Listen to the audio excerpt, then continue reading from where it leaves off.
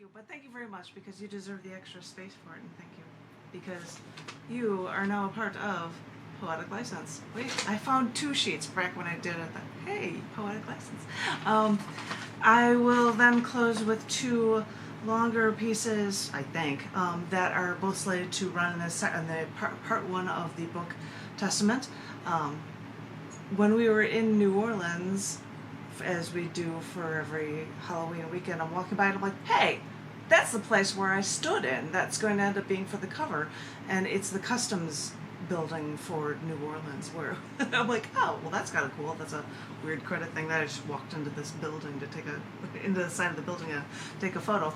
But these 2 poems relate to the times as well. Obviously relates to the times because they're both post-Roe v. Wade poems, but they relate to, I think, this month or something. This first one is called Once You've Made Up Your Mind. Once you've made up your mind, it'll be next to impossible to change it back. Say, if people believe in a God, they will go to war for their views on what's right. Or look at the political arena and see card-carrying Democrats and Republicans. For once they've made up their mind, it'll be next to impossible to change it back. Consider Herschel Walker. Yes, the NFL football player, but I met the man in 2022 running for a U.S. Senator. He touts his conservative ways, stepping hard with the conservative line that all abortions are wrong with no exceptions. Then newspapers report that he paid a woman he was dating to have an abortion. Denying this, he said he didn't know the woman until we learned that this woman birthed another one of his kids. By the way, he has 4 kids, not all from the same mother, and don't mind the divorce, though his ex-wife and son swear up and down about his violence to them. So much for family values. When asked about the $575 check and the get well card after the abortion, his response was, I give money to people all the time because I'm always helping people. This is from the same man that threatened to kill one wife and son repeatedly. Remember this. And during an election year, when the hot button issue is abortion, you'd think all this info on the real life of Herschel Walker may have maybe a real problem in the political world. But as far as I can tell, no one seems to care. He seems like a good man, and he says he's a Republican, so cut the guy some slack. People make mistakes. Yes, they do. Because, as I said, once you've made up your mind, especially about a political party, it's next to impossible to change your mind. Because after all this news came out, it seems that Democrats who support abortions hate Walker more, and Republicans ignore the past of their candidates as long as their party can have more power. This comforts me, how ethics are ignored. The Lutheran Brotherhood compiled stats that 2/3 of adults believe ethics, quote, vary by situation, and there is no, quote, unchanging ethical standard or right or wrong. So, maybe it's not so hard to stay in lockstep with your political party if no one holds any values. Because once you've made up your mind about a political party, you don't have to worry about those pesky morals or values anymore. Just stay in lockstep with whatever they claim to believe, even if politicians didn't act that way in the past, and you'll never need an excuse to change your mind. How convenient that politics exists now in such a way that you don't have to think anymore. We don't need to think about half of these United States taking rights away from all women. For if we don't have to worry about morals or ethics, then why should we worry about women's rights? Let Big Brother do all your thinking for you. Only a century has passed since women gained the right to vote. But what on God's green earth should women have? Why on God's green earth should women have control over their own bodies? Just sit in front of your mindless boob tube that's now as flat as our minds, and don't fret about where your rights went.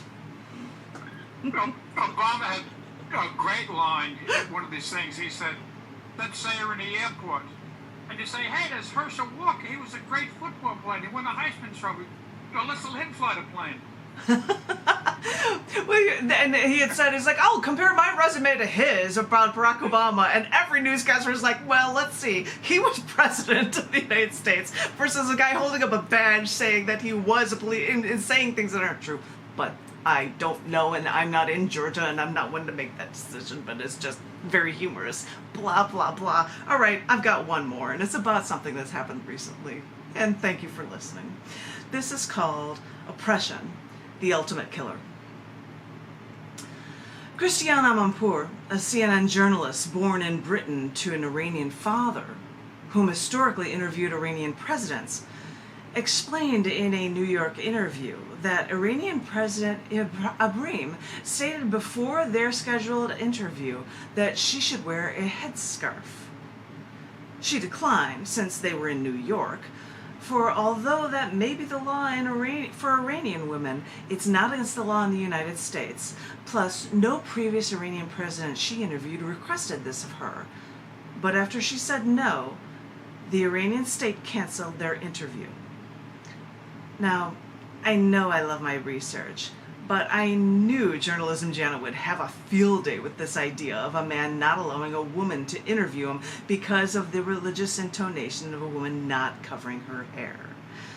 Remembering the jihad is seen firsthand on Muslim women around the world, knowing the Quran instructs women to overly conceal themselves, quote, to maintain modesty and privacy from unrelated males, all rational people instantly know the real problem is with men being unable to control their sexual deviancy.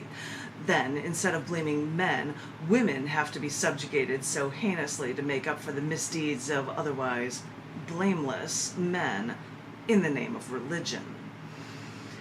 So, look for the story, get the scoop. This is when it becomes abundantly clear that Iran has other things to worry about besides asking a journalist to cover her hair.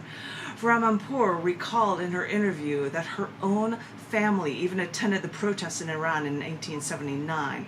The Iranian Revolution overthrew a dynasty, but replaced it with an Islamic republic, which eventually culminated in Iran's morality police, detaining women for not properly wearing a hijab. It's one thing to follow a religion that tells you what to wear, sensible or not, but it's another to write that into a country's laws.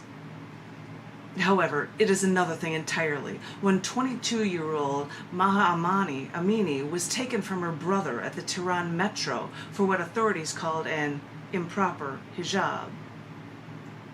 She was taken to the morality police headquarters. 2 hours later, she was taken to hospital in a coma. 2 days later, she died.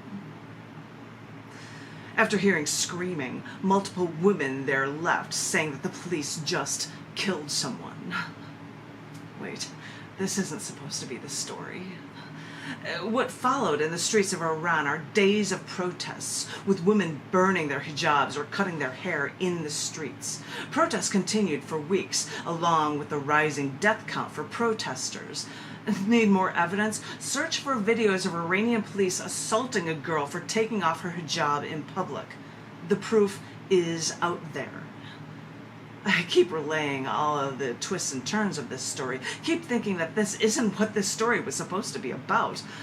But then I realized that no matter what we're reading, no matter what we're saying, the story remains the same. The argument is sounding more and more like a broken record, where the UN calls on Iran to repeal their laws severely restricting access to abortion. We talk about the police states killing their people. We can talk about governments imposing religion. We can talk about the hopelessness and futility. But talk is cheap when no one connects the pieces.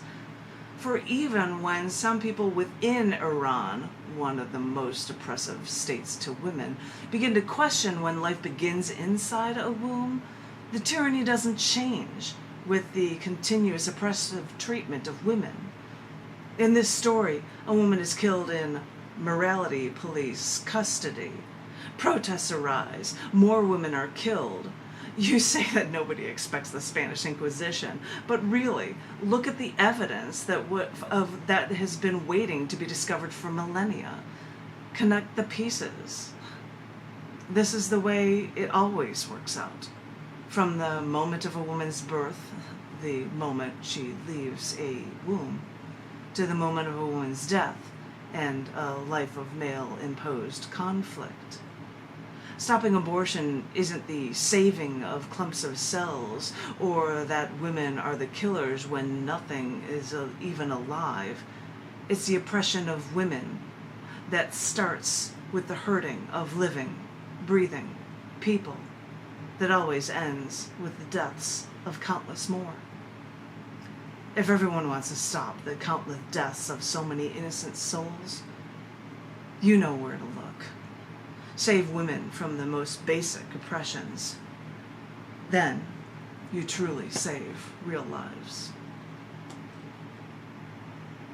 2 long ones. Thank you for the applause on that, you guys. My head's about to explode. Our time is up for our open mic. I want to thank each and every one of you for being here. I don't know what the first Sunday is in December, but I will be here, whether it's in this library space or in another. John, you will always be in your ultra groovy space with the spotlight on you. I hope to see all of you there next month. Does anybody have any news they'd like to share with the group of upcoming readings or a new book release or anything groovy like that? And if not, ellipses.